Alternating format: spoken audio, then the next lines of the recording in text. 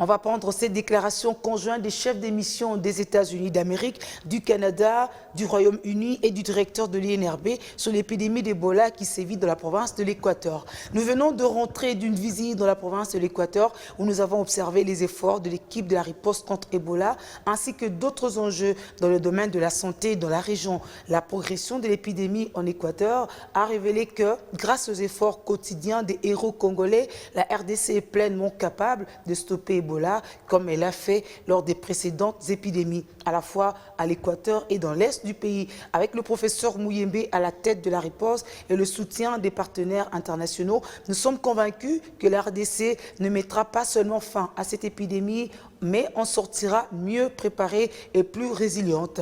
Les efforts de la riposte en cours consistent à mettre en place des infrastructures qui seront utiles pour relever les défis sanitaires futurs. Il existe des raisons de craindre que l'épidémie à l'Équateur puisse se propager davantage.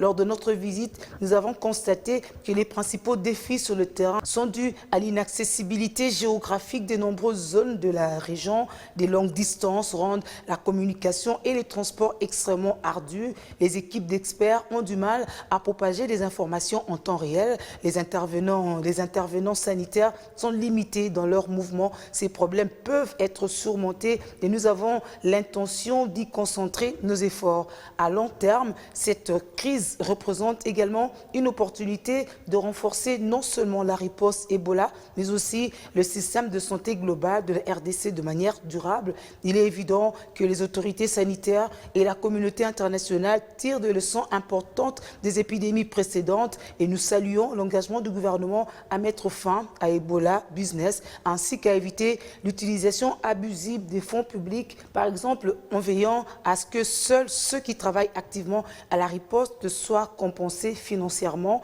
comme l'a démontré la pandémie de Covid-19 dans les sociétés du monde entier. Les agents de santé de première ligne se sacrifient énormément pour relever les immenses défis. Ils le font parce qu'ils sont déterminés à aider leur communauté. Ces héros nationaux méritent de recevoir un salaire régulier à travers des processus de rémunération transparents, durables et fiables. Lors d'une visite au territoire de Bolomba, nous avons constaté que le peuple congolais en a assez des pratiques de corruption et exige une bonne gouvernance et une discipline fiscale nécessaire pour une réponse sanitaire efficace. Il est clair qu'aucun service public de qualité ne peut être fourni à moins que la corruption ne soit combattue, que les offenseurs soient tenus pour responsables et que les intervenants de première ligne reçoivent un salaire durable. Ce n'est qu'alors que la RDC pourra mettre en place le système de santé publique requis pour lutter contre les futures épidémies d'Ebola ou d'autres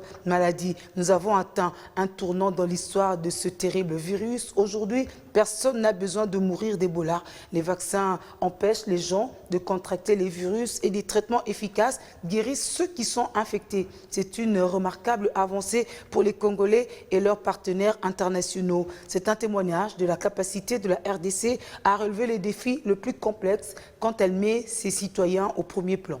Nous avons réussi ceci en travaillant ensemble et nous continuerons de travailler main dans la main pour mettre fin à cette épidémie et sauver des vies tous ensemble, Toza et Longo.